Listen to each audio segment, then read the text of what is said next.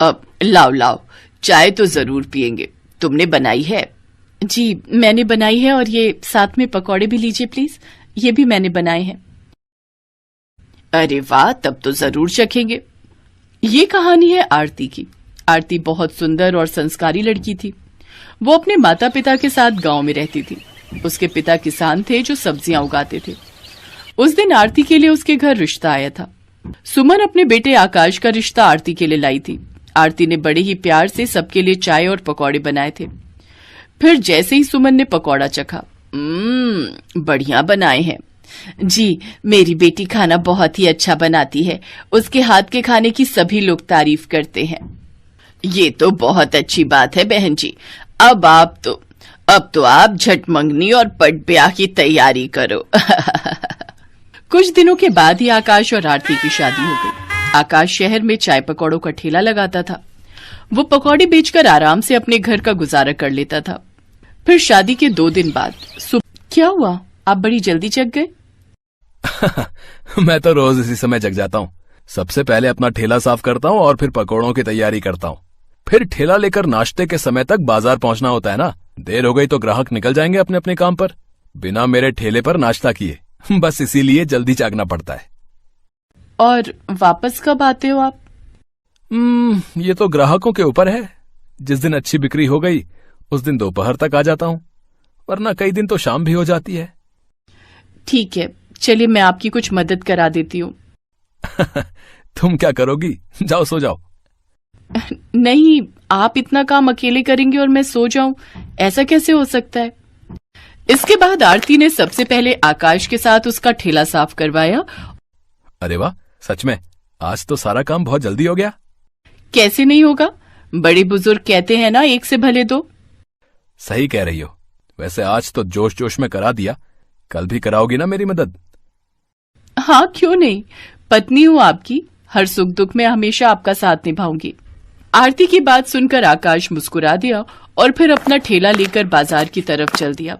उस दिन आकाश रोज के मुकाबले बहुत जल्दी अपनी जगह पर पहुंच गया था, जिससे हुआ ये कि सुबह सुबह काम पर जाने वाले ज्यादातर लोग उसके ठेले पर आए और उस दिन आकाश की अच्छी खासी बिक्री हुई।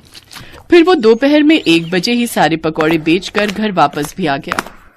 अरे, आज बहुत जल्दी आ गया बेटा, क्या हुआ, सब ठीक है?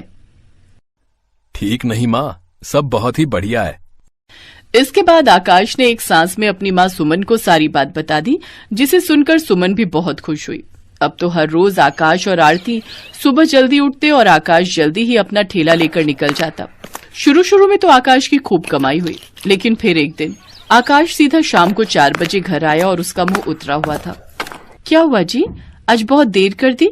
और ये क्या, ठेले पर सारा सामान तो वैसे का वैसा ही है। पता नहीं क्या हो गया है आरती, अब लोग मेरे ठेले पर नहीं आ रहे। क्यों, आसपास कोई और ठेला लगने लगा है क्या? हाँ, ज्यादातर लोग वहीं जाते हैं और मेरे पास बस अब कुछ नए ग्राहक ही आते हैं। पता नहीं उस नए ठेले वाले ने क्या जादू कर दिया है सब पर।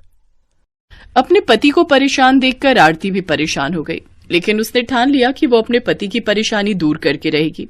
ये सोचकर अगले दिन आकाश के जाने के बाद वो भी तैयार होकर बाजार की तरफ निकल पड़ी। वो सीधा आकाश के ठेले पर गई और फिर, अरे आज यहाँ आओ, बैठो, मैं तुम्हारे लिए चाय लाता हूँ। नहीं, बस एक पकौड़ा खिला दो, मैं वही खाने आई हूँ। एक क्यों, सारे खाओ। ये कहकर आकाश ने गर्मा गर्म पकौड़ों की प्लेट लगा कर दी। आरती ने खूब स्वाद लेकर वो पकौड़े खाए और फिर आरती उस नए पकौड़े वाले के पास गई जिसने आकाश के सारे ग्राहक उससे छीन लिए थे। वहां उसने देखा कि असल में उस ठेले पर मिर्च के पकौड़े तले जा रहे थे, जिन्हें खरीदने के लिए लोगों की भीड़ लगी थी। तो आरती ने भी एक प्लेट ऑर्डर की और फिर, अच्छा तो ये है राज, यहाँ के लोगों को तीखे पकौड़े चाहिए। अब समझी। इसके बाद आरती वहीं से सीधा अपने मायके चली गई। उसे देखकर उसकी माँ फूलवती और पिता राधेश्याम बहुत खुश हुए और फिर, पापा मुझे आपकी एक मदद चाहिए। क्या हुआ बेटी, सब ठीक तो है? हाँ पापा, आप एक काम करो, अब आप अपने खेत में तीखी मिर्च की खेती करो। अच्छा, खेती तो मैं कर लूंगा। प्रधान जी से कहकर बीज का इंतजाम भी हो जाएगा, पर इतनी सारी मिर्च खरीदेगा कौन? मैं खरीदूंगी पापा, सारी की सारी, बस मिर्च तीखी होनी चाहिए। इसके बाद आरती वापस लौट आई। ग्राहक कम होने से आकाश की माली हालत खराब होती जा रही थी। फिर ठीक 2 महीने बाद आरती अपने मायके से 2 बोरी भरकर मिर्च अपने ससुराल ले आई और आकाश के ठेले के लिए वो खुद उन तीखी मिर्चों के पकौड़े बनाने लगी। आकाश का काम अब सिर्फ आवाज लगाकर ग्राहकों को बुलाना, आओ आओ खा लो तीखी मिर्ची के पकौड़े, दुनिया के सबसे तीखे पकौड़े, आओ आओ।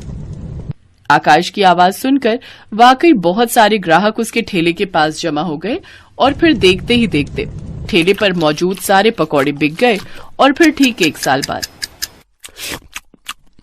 आहा भाई, मजा आ जाता है यहाँ के पकौड़े खाकर, वाह वाह वाह वाह, आहा। दुकान पर खड़ा हर ग्राहक यही बात कर रहा था और उधर काउंटर पर, अब तुम संभालो आरती, मैं जरा गांव जाकर मिर्च ले आता हूँ।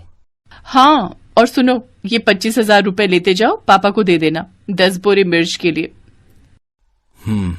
वैसे अपने पापा के लिए मुझे लूट तो नहीं रही हो तुम? हाँ, लूट रही हूँ, अब जाओ जल्दी। भगवान करे सबको ऐसी ही लुटेरी पत्नी मिले।